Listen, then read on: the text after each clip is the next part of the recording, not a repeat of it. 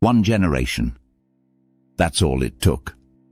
Cities that had stood for centuries, Troy, Mycenae, Hattusa, went up in flames, their names almost erased from memory. Later, poets would sing of heroes and gods, of a beautiful face and 1,000 ships. But the earth tells a different story.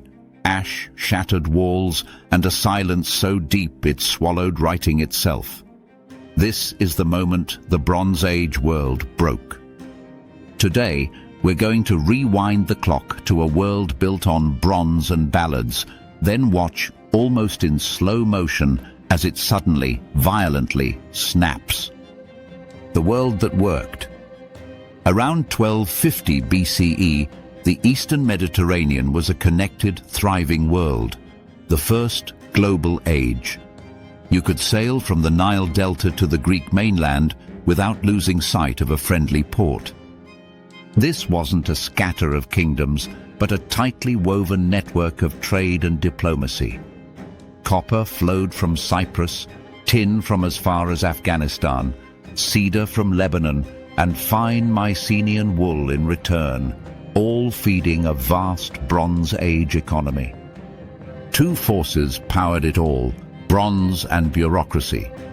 Bronze, the tech of its time, depended on scarce tin and endless coordination. Bureaucracy kept that machine running. Scribes in Greece etched linear B records of grain and chariots. Hittite officials pressed treaties into clay, and Egyptian scribes inked harvests and decrees in hieroglyphs.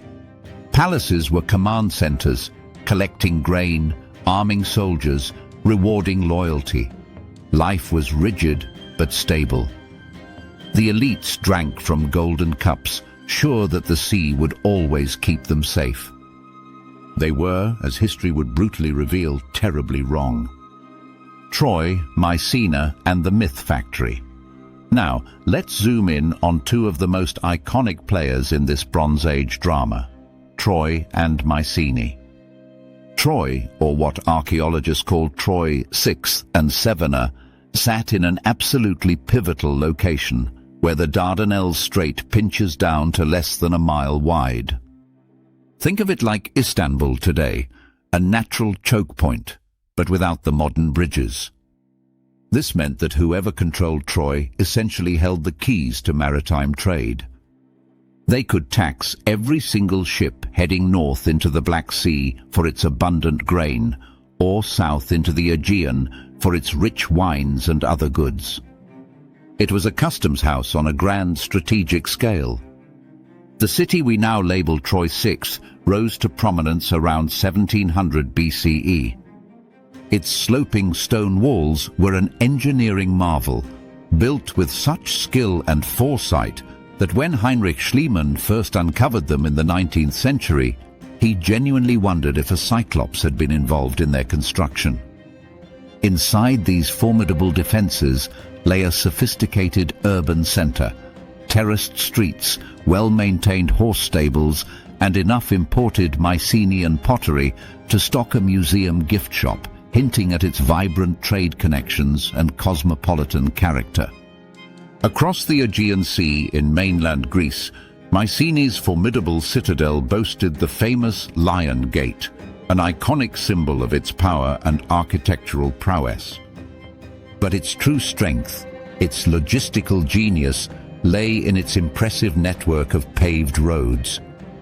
These weren't just dirt tracks, they were engineered thoroughfares radiating out from the palace like the spokes of a wheel, allowing chariots to rush troops and supplies to the coast within a day. These two crucial nodes, one Anatolian, one Greek, were deeply intertwined, not just by trade contracts, but also through marriage alliances between their ruling families.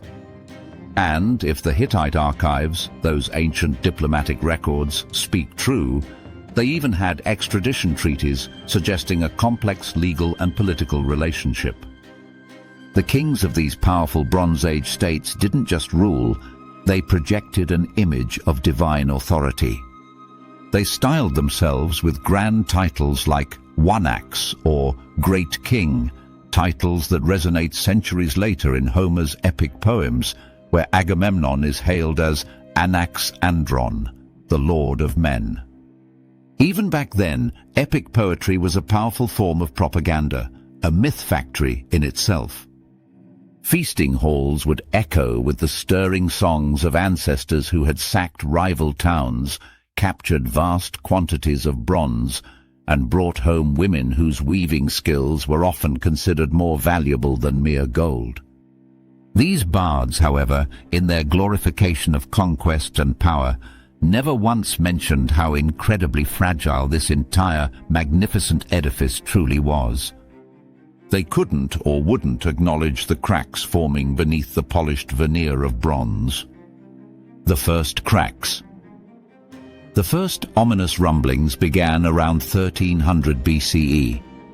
Troy Sixth, that impressive citadel with its cyclopean walls, was flattened, most likely by a powerful earthquake.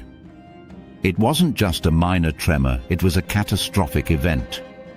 Survivors, resilient but desperate, rebuilt their city as Troy Sevener, but it was a shadow of its former glory. They crammed extra houses inside the still-standing walls, transforming the once spacious city into something resembling a crowded refugee camp, a clear sign of dwindling resources and increased insecurity. Simultaneously, across the Aegean, Mycenaean engineers, ever pragmatic, began widening the secret cistern deep inside their own citadel. This wasn't for convenience. It was a critical insurance policy against siege, a grim acknowledgement that their world was becoming less predictable, more dangerous. Palatial archives, those dry but telling administrative records, started mentioning new, unsettling roles: rowers and watchers of the coast. This was a naval arms race no one had budgeted for, a scramble to protect shorelines and trade routes from an unknown, increasingly menacing threat. The sea, once a highway for commerce, was now becoming a vector for danger. Then came the messages, scratched urgently onto clay tablets, revealing the deepening crisis. "Thus says the king, no grain shall be exported." This wasn't just an economic directive, it was a declaration of emergency. Trade, the very lifeblood of the Bronze Age system, froze first. Ideology, the shared beliefs and narratives that bound these societies together, crumbled second. Because, let's be honest, you can't eat stories, however heroic they might be. When the granaries are empty, even the grandest tales of gods and heroes offer little comfort. The perfect storm. Archaeologists, bless their methodical hearts, love tidy dates and clear explanations. But the destruction layers of the late Bronze Age tell a far messier, more chaotic story. Between roughly 1220 and 1180 BCE, a mere 4 decades, nearly every major palace and urban center, from the sun-drenched Argolide in Greece to the fertile Levant, shows the same 4 devastating horsemen of the apocalypse riding through. Let's meet them, because understanding their combined impact is key to grasping this monumental collapse. First, the earthquake storm. This wasn't a single quake or even a few isolated tremors. Geologists now understand that the fault lines crisscrossing Greece and western Anatolia experienced a terrifying cluster of seismic activity. Imagine multiple earthquakes, some potentially registering a crushing 7.0 or even higher on the Richter scale, striking within decades of each other. This wasn't just inconvenient, it was civilization-shattering. The toppled walls at Mycenae, for instance, lie under a layer of crushed masonry so fresh in the archaeological record, so violently dislodged, that you can almost smell the burnt limestone from the intense heat of the accompanying fires.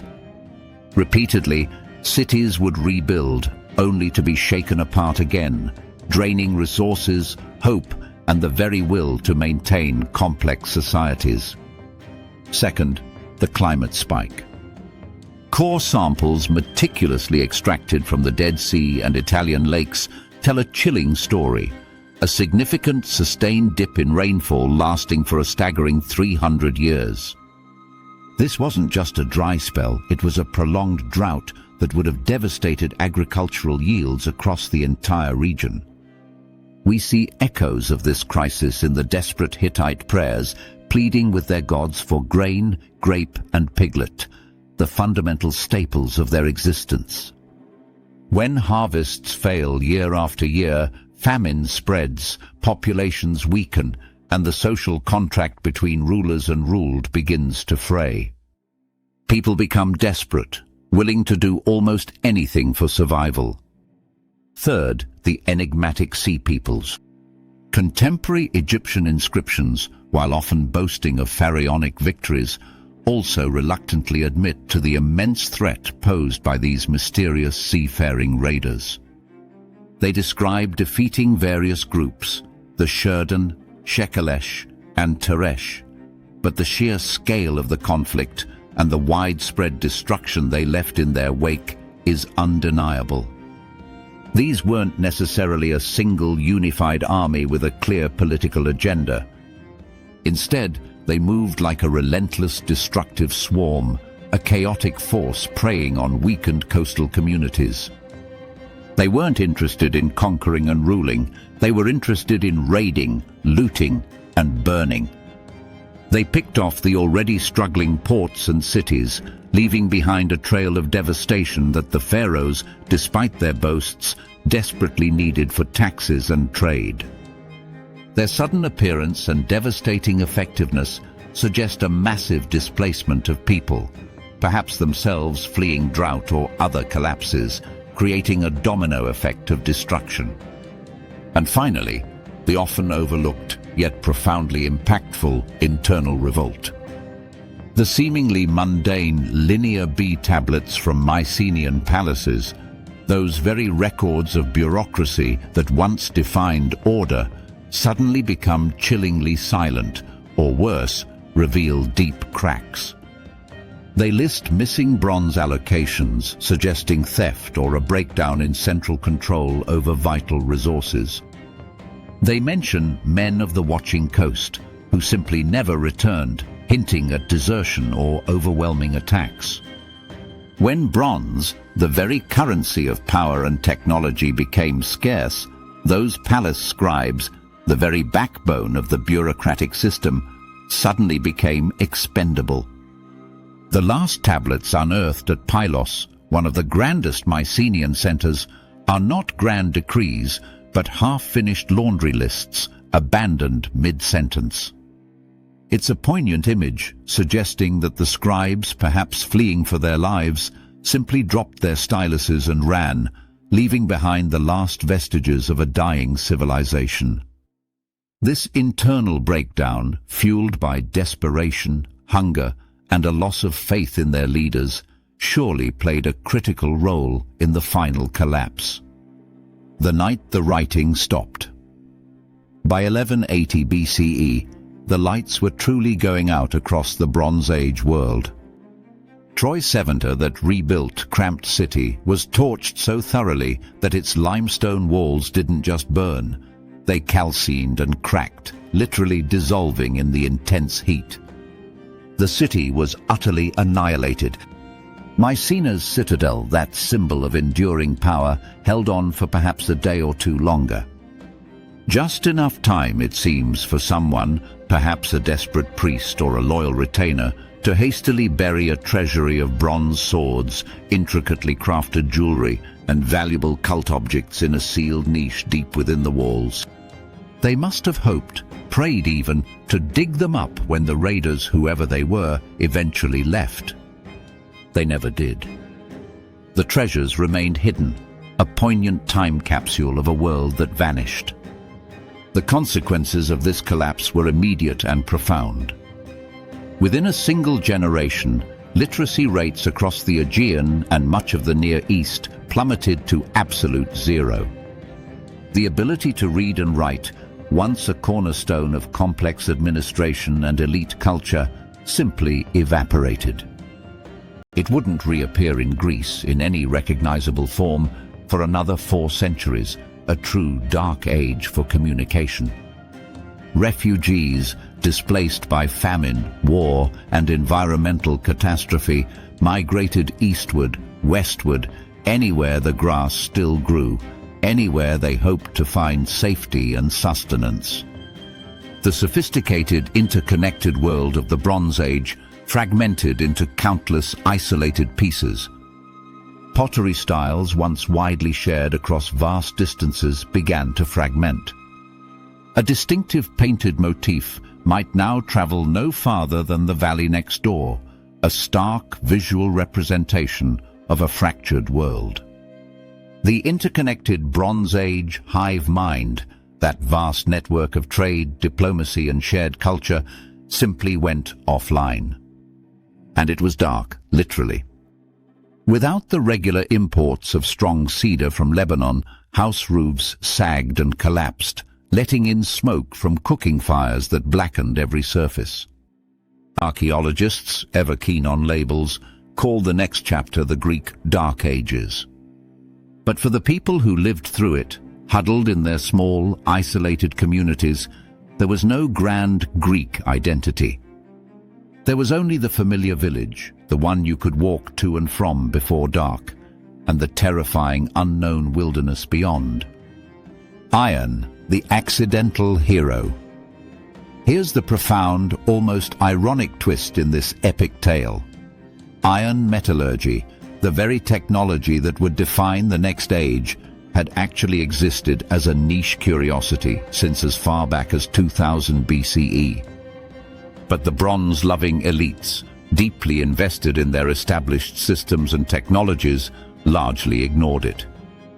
Why bother with iron when you had perfectly good bronze?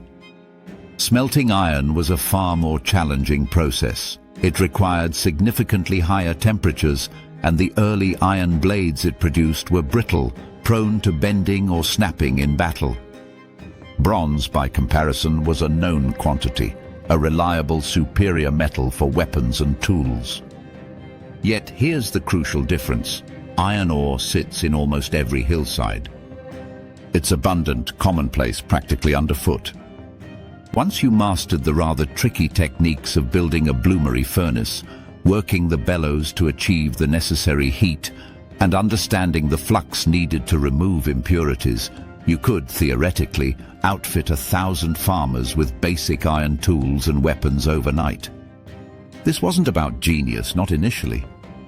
It was born out of sheer desperate necessity.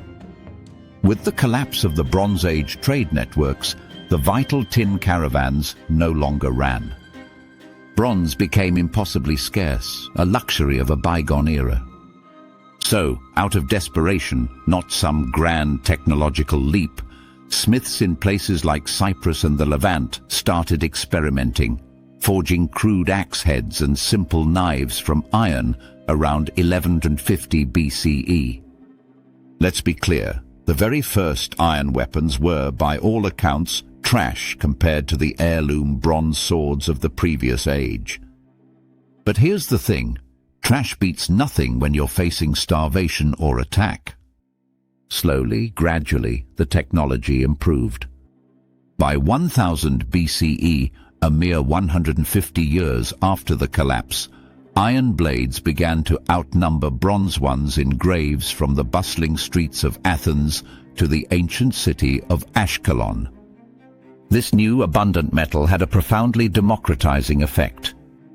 Bronze had been the monopoly of kings and palaces, controlled through vast trade networks and specialized artisans. Iron, however, was different. Any village with a clay furnace and some local ore could now arm itself, could forge its own tools. The kings who had once monopolized the production and distribution of bronze, using it as a symbol and instrument of their power, found themselves in a dramatically altered landscape. They now had to negotiate, to contend with village headmen who wielded not just authority, but also iron sickles hammered into formidable, if crude, swords. Social hierarchies, once rigidly defined by access to bronze, began to flatten. The glorious Homeric age of heroes, with its grand palaces and elite warriors, became, in essence, the bedtime story of a far more equal, but also a far poorer and more decentralized world. Memory in the ash. In a world where writing had vanished, where complex bureaucracies had crumbled, human memory became the primary archive. It was a fragile, fluid thing, but incredibly resilient. Bards, those wandering poets and storytellers, became the custodians of the past. They stitched together fragmented memories of the old world, echoes of real kings, the terror of devastating earthquakes, the constant threat of coastal raids, the grandeur of fallen cities, weaving them into intricate cycles of song. These weren't historical accounts in our modern sense. They were narratives imbued with myth and legend, shaped by generations of retelling. Generations later, these oral traditions, honed and refined over centuries, eventually crystallized into the monumental epics we know today as the Iliad and the Odyssey. These stories, set in a heroic past, when men were bigger and gods walked closer, were not just entertainment, they were the collective memory of a vanished age. The catastrophic collapse, the brutal end of the Bronze Age, became, for the audience, mere backstory, a mythical backdrop for their heroes' struggles. They forgot, or perhaps never knew, that it had ever been actual terrifying history. Meanwhile, the physical past, the tangible evidence of that lost world, lay just inches below the plough zone. Farmers at Mycenae, perhaps unknowingly, used cracked palace stelae, the very stone monuments of their ancestors, as convenient olive presses. Shepherds at Troy, grazing their flocks on the windswept hills, picnicked on walls they simply assumed were natural rock formations, unaware they were sitting atop the ruins of an ancient metropolis. The connection between the myths and the physical reality had been utterly severed. It took the relentless curiosity and sheer audacity of 19th-century adventurers like Heinrich Schliemann, and later the meticulous archaeological work of scholars like Manfred Kaufmann, to finally convince a skeptical world. They proved, through the painstaking excavation of layer upon layer of earth, that the myths weren't just fanciful tales. They pointed to real ruins, to the charred remains of real fires, to the desperate scramble of real refugees. The stories, it turned out, were echoes of history, waiting patiently to be rediscovered. Why it matters. The late Bronze Age collapse isn't just a fascinating historical footnote. It's the first truly well-documented large-scale systems failure in recorded history. And that's why it matters so profoundly today. Every single ingredient that contributed to that ancient catastrophe, climate stress, and over-reliance on complex, often fragile, supply chain dependencies, militarized elites vying for control, and massive destabilizing migrations of people, has a chillingly modern analogue. We see these forces playing out in various ways across our own world right now. When the intricate trade networks of the Bronze Age snapped, innovation didn't stop, it simply pivoted. It shifted from refining the old system to embracing cheaper, more readily available technology.